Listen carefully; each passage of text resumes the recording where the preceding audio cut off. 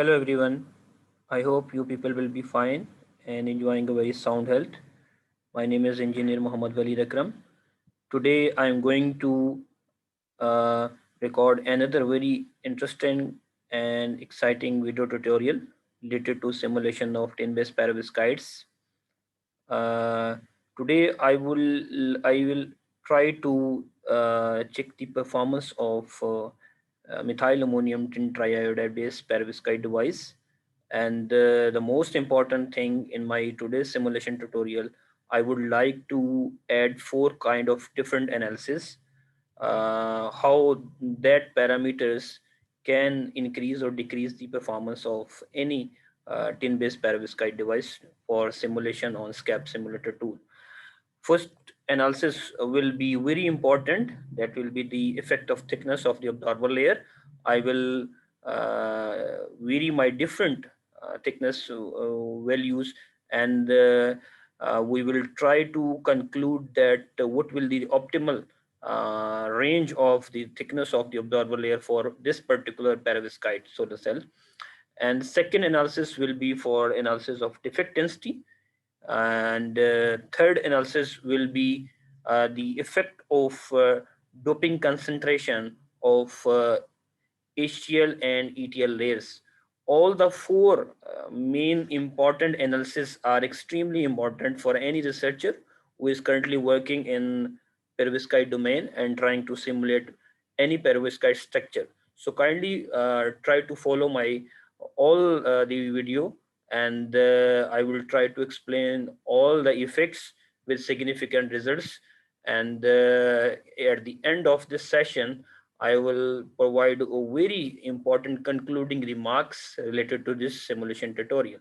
So first of all, I am going to display my today's simulating structure so that I can share my screen with all of you.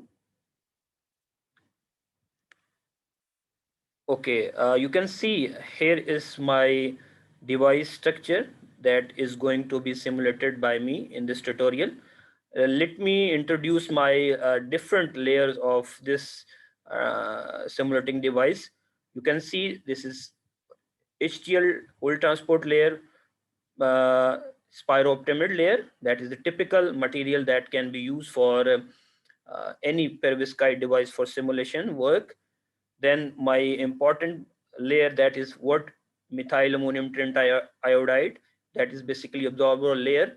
Let me add more important information about this perovskite. It has been seen that the use of this perovskite for research, for a lab point of view and for simulation point of view, is extremely important, because this perovskite has provided very significant results in lab session and as well as and simulation work. So many people are working on this perovskite with use of different ETL and HCl layers, and it has been seen very stable structure in case of efficiency and other performance parameters. So that's why I'm using once again M8 triiodide based perovskite structure. The third layer is basically the ETL layer, and the most important thing is that I'm not using a typical TiO2 layer. A lot of people don't know what TiO2 can affect over the performance of any perovskite device. Let me try to add my important reservation that I have seen and I studied that with the use of TiO2 layer, typical layer, the surface morphology has been extremely degraded, and the performance parameters are extremely reduced with the use of typical TiO2 layer. So I'm going to introduce another important parameter for ETL layer, that is ZNO, and I have seen very important and significant results with the improvement of surface morphology and surface morphology and quality. And last one is basically my glass, that is SNO2. So first analysis, as I have expressed in the beginning of my this tutorial, I would like to conclude what thickness of absorber layer can produce over the performance of any perovskite device while simulation. So I'm going to check the effect of the thickness and then I will conclude what thickness can increase or decrease the performance parameters, and what is the range of optimal thickness value, and why if we try to get more thickness, the results are extremely degraded, and if we try to use extremely thin thickness of the absorber, why our results are extremely poor. So I am going to start from my analysis from the thickness value from 300, so that I will change my value from 300 to 350, 400, 500, 600, and 700. Then I will conclude what is the optimal value for the thickness, and why my results are improving and why results are not improving. Over the thickness layer of 0.300 micrometer, I'm going to simulate my device structure. Okay, by clicking calculate single shot. We need to wait while my simulation is being carried out. Make sure my first analysis for this perovskite simulation is the variation starting from 0.300 micrometer, then 400, 500, 600, 700. Then we will conclude by clicking IV characteristic curve. We can see that the efficiency is limited to 23.20, fill factor is limited to 87.10, short circuit current value 28.52, VOC value is limited to 0.93. Now I am going to change my thickness value from 300 to 400 micrometers, so that we can check what kind of effect our simulation results can provide. We need to click set problem once again over here. Now I am going to change the thickness value from 300 micrometer to 400 micro. Okay, okay, by clicking calculate single shot.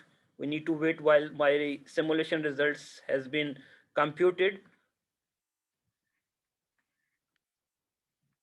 Okay, so we can see that the fill factor has been little bit improved, and the efficiency is little bit going higher. But when we try to talk about the VOC value is almost equal to previous one.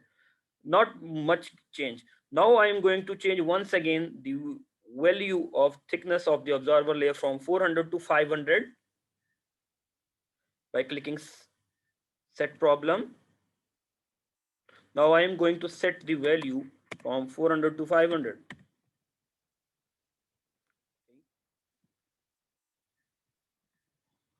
Calculate single shot.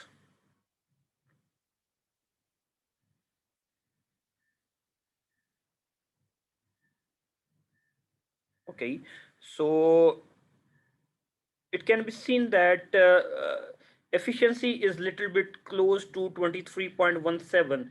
So from three computations, I can conclude that my result is not so much improving when I was changing the thickness of my observer layer from 400 to 500, and then 600 to 700, so that I can little bit conclude that the 400 is the optimal value for my current simulation of this perovskite structure. Now let me add one more alteration so that we can clearly conclude that what is the optimal value for the thickness of the observer by clicking set problem. Now we are going to once again change the thickness value from 500 to 600. Okay,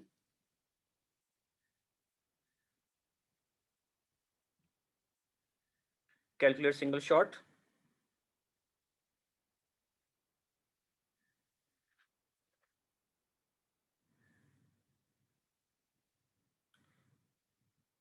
Okay, you can see that very interesting thing has been seen over here. When I have increased my thickness of the observer layer from 500 to 600, my efficiency has been degraded.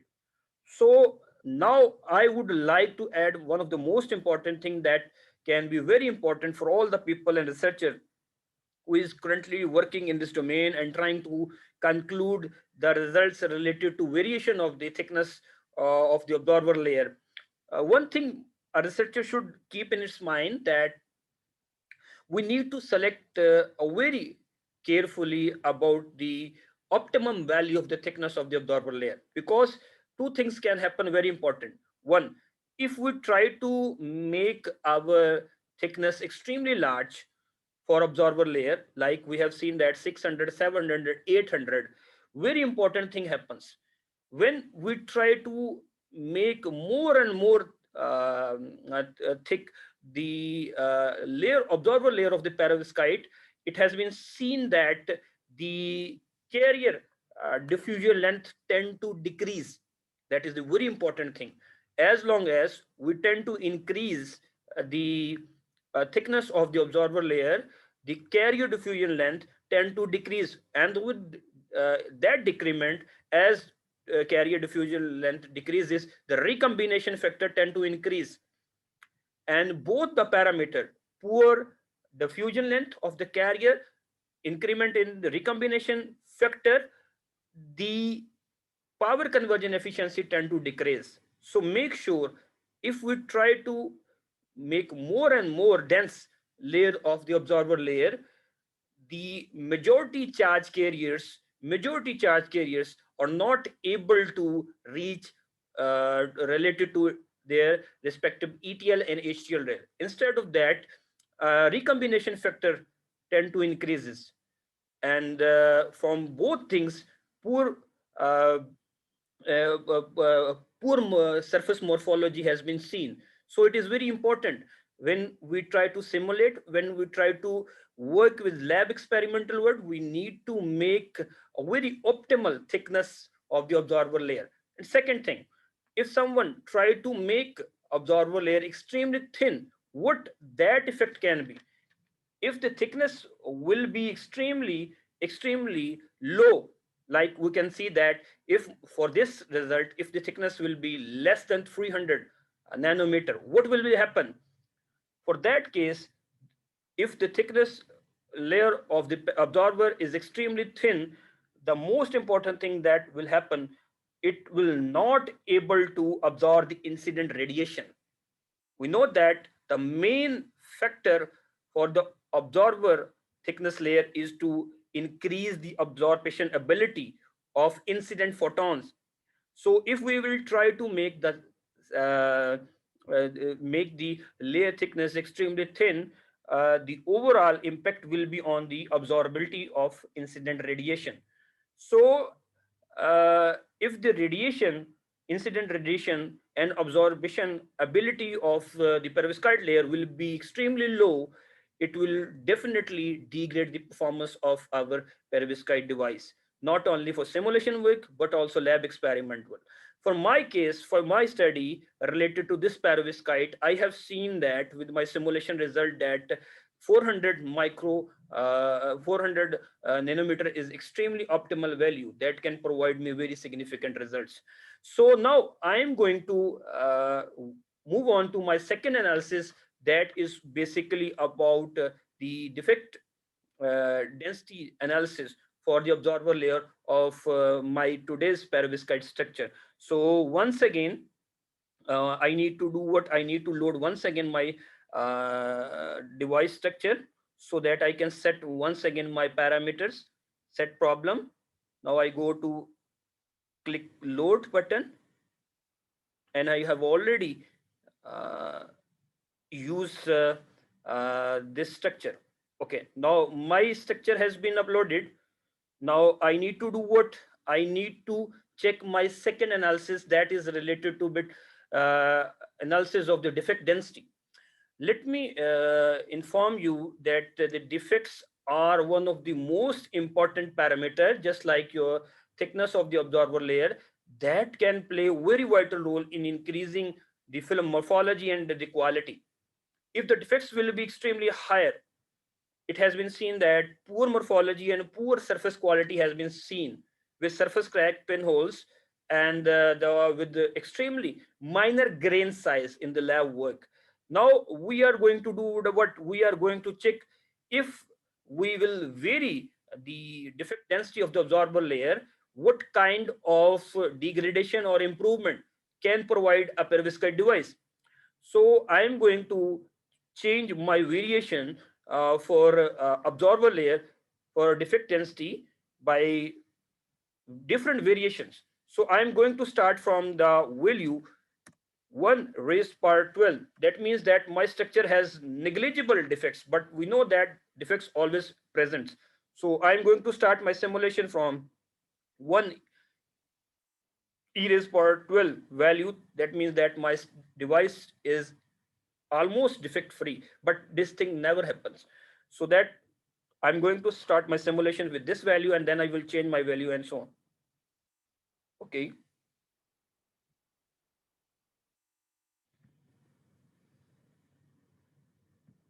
By clicking calculate single shot, we need to wait while my results were computed. I need to add a most important thing, that if the defect density will be higher, if defect density will be higher, the performance of any particular perovskite device will be extremely poor.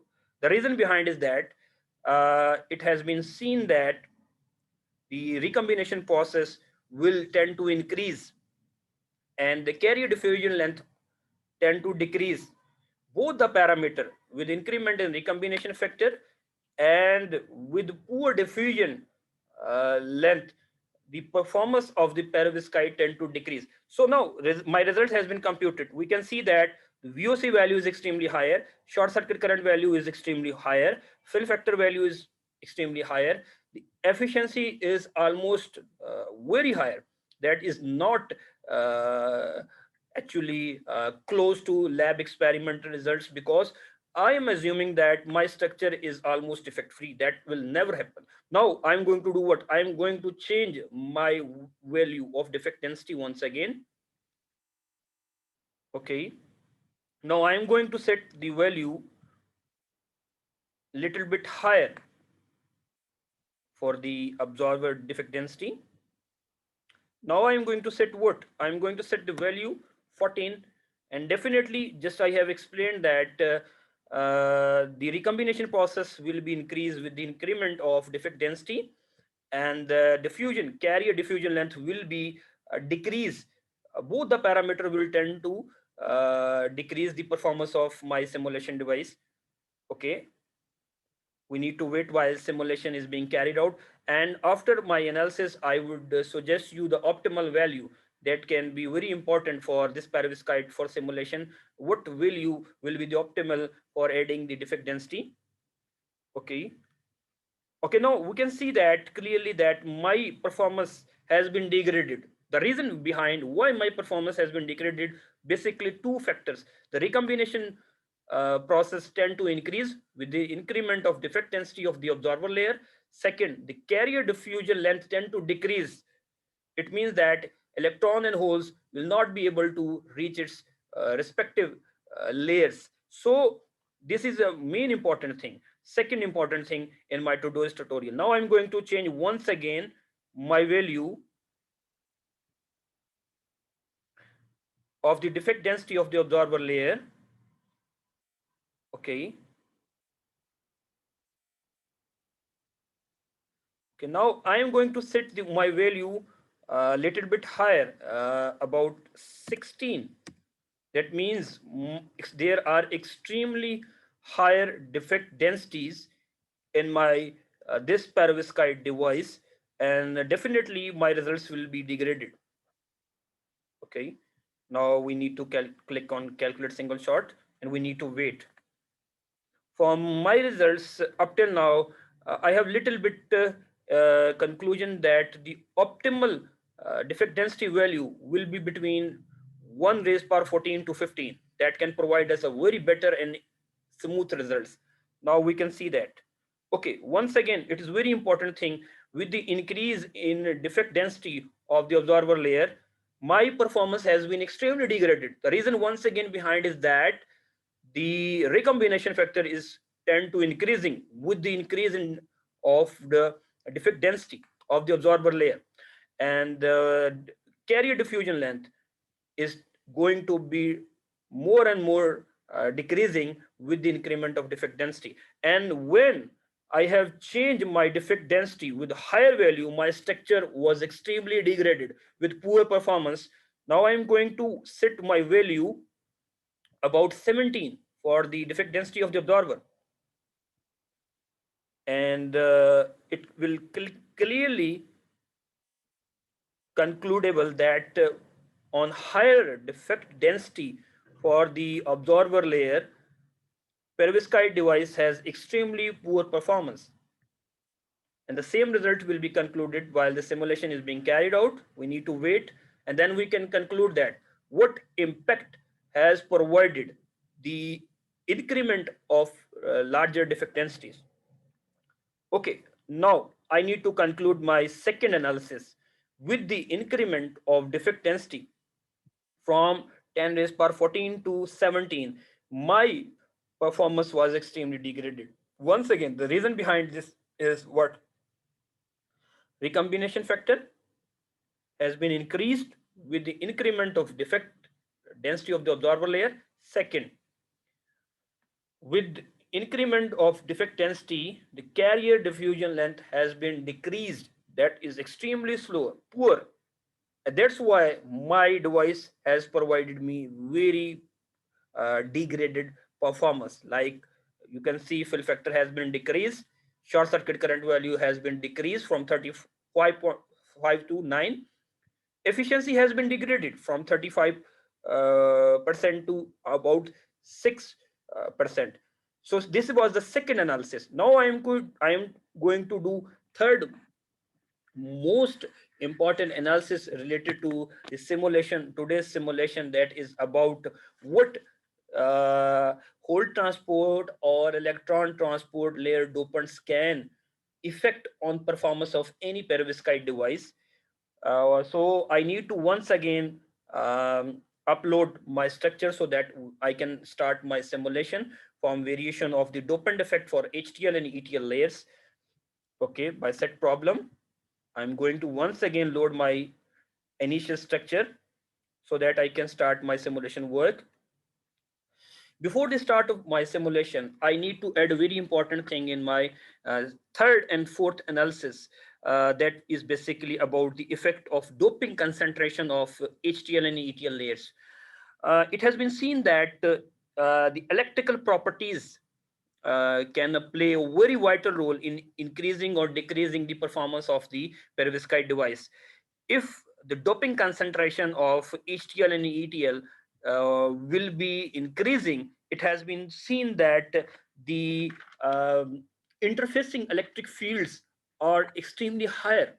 And due to that interfacing electric field, it has been seen that the performance parameters like fill factor, power conversion efficiency, and VOC values are tend to increasing as the more doping concentration basically added to ETL and HTL layers. And what is the reason when a doping concentration has been added to respective HTL and ETL layer, why performance is basically increasing?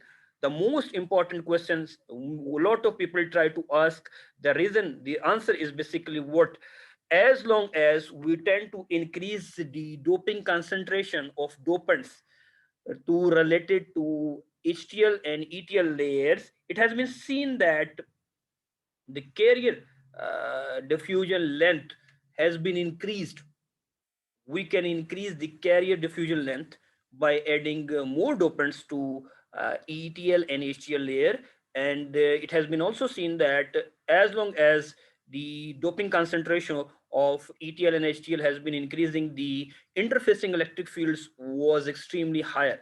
Both the parameters like interfacing electric field, higher electric field, and carrier diffusion length higher, and lower recombination rate are the three main important reasons why a performance of any perovskite device can be improved by adding the more doping concentration. So now I am going to do what? I am going to start my first analysis by adding more dopants to my HTL layer, and then I will conclude my results. So I'm going to start from the doping concentration. Basically, when we try to add dopants to the whole transport layer, that is basically accepted density, and that is denoted by Na. I'm going to start from 1 raised per 18.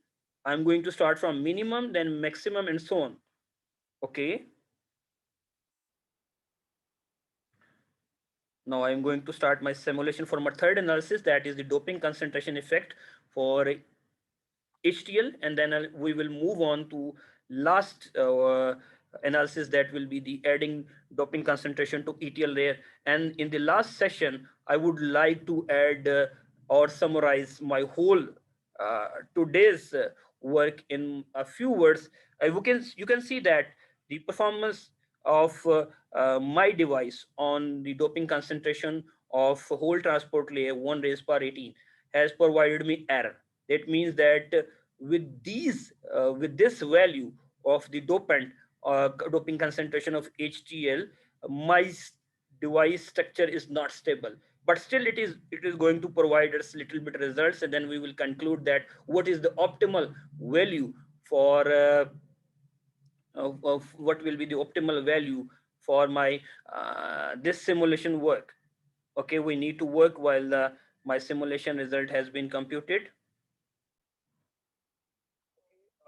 From my simulation with the doping concentration value 1 raised per 18, my result has been computed, and we can see that the VOC value is 0.93, short circuit current value is 28.82, fill factor is 81.90, and efficiency is limited to 22.08.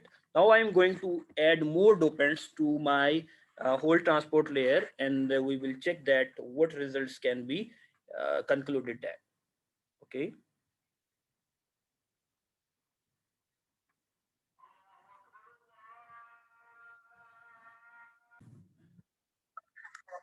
Viewers, I have concluded and computed three analysis by the variation of for different values by adding more dopants to my whole transport layer, and I have started from adding doping concentration to my whole transport layer from 1 raised per 18 to 19 and 20, and this results has been computed with the higher doping concentration 1 raised per 20 value. And from my simulation results, it can clearly see that the performance parameter has been increased, the efficiency has been increased, fill factor has been increased, short circuit current has been also increased.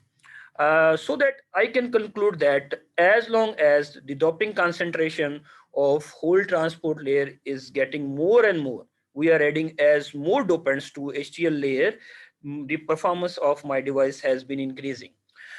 So the reason behind why I'm getting the improved performance is basically as we are increasing the doping concentration to HTL layer, the recombination factor is tend to going to decrease, and the carrier density is going to be increased, and the recombination factor is going to be extremely minor. And the same things we can conclude that from the variation of the doping concentration of ETL material. Uh, you can set value from 16, 17, 18, 19, and 20 for adding more dopants to the dopants to ETL layer. I'm not going to add that work in my this my simulation work. I'm going to explain what will be the future if you can do your fourth analysis by varying the different doping concentration to ETL layer. And the most important thing is basically results. And it has been seen that with my simulation work that as we are increasing the doping concentration from 10 raised per 16 to 18, the VOC value was almost constant. That was not changeable. And that is more important and significant. Neither that was increasing, neither that was decreasing with the increment of doping concentration to ETL layer when I was changing my value from 10 raised per 16 to 10 raised per 18. But other parameters like short circuit current value, fill factor, and power conversion efficiency was extremely increasing with the increment of the doping concentration in my ETL layer. So I hope in my today's tutorial, I have provided a very important analysis in order to check the performance of MA tin triiodide based perovskite device. I have uh, I have computed the four different analyses. I have computed the effect of the thickness of the absorber layer, what results can be uh, achieved, and I have conducted the analysis of the defect density, that is very important. Third is basically the effect of the doping concentration of HTL layer and ETL layer, that was the fourth one. And from my whole today's discussion, I would like to conclude my remarks.